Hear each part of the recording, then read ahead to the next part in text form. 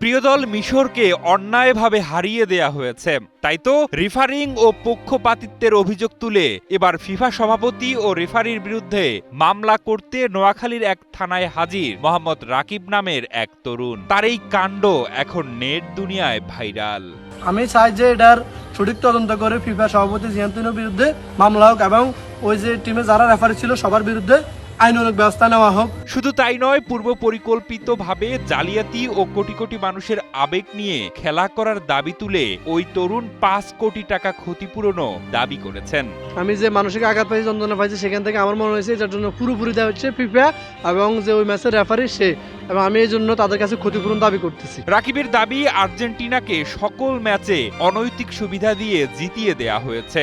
একটা দলকে শুধু উঠানোর জন্য যত রকম চেষ্টা প্রচেষ্টা তারা করছে, মানে হ্যাঁ ফিফা এখানে পুরোপুরি পক্ষপাতিত্ব আচরণ করছে এবং অনিয়ম করছে। গত ৮ জুলাই চাঞ্চল্যকর এই ঘটনাটি ঘটেছে নোয়াখালী জেলার সুধারাম থানায়। অভিযোগকারী মোহাম্মদ রাকিব সদর উপজেলার কালাতপাড়া ইউনিয়নের মান্দারতলি গ্রামের বাসিন্দা।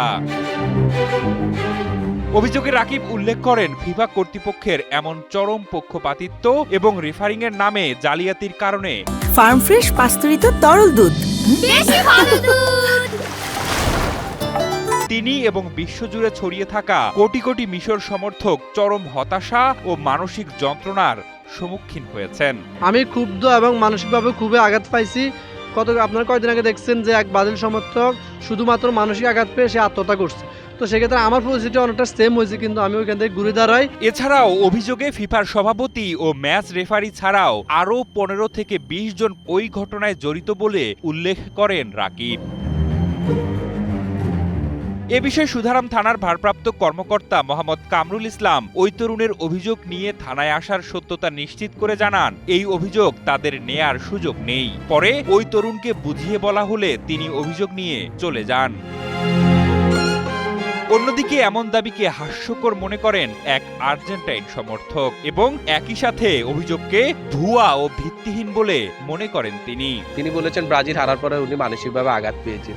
আমরা মনে করি সেই আঘাতের প্রভাবটি, সেই প্রভাবে আজকে উনি কিছু না বুঝে উঠে এখানে এসে অভিযোগটি করে দিয়েছেন। ব্রাজিলের সমর্থকরা আর্জেন্টিনা যেভাবে ধীরে ধীরে ফাইনালের দিকে এগিয়ে যাচ্ছে, এটাকে সহ্য করতে না পেরে তারা বিভিন্ন রকম উদ্দেশ্য প্রণোদিতভাবে আর্জেন্টিনার বিরুদ্ধে মিথ্যা প্রোপাগান্ডা ছড়াচ্ছে। তার একটি অংশ হিসেবে আমরা এটি মনে করি।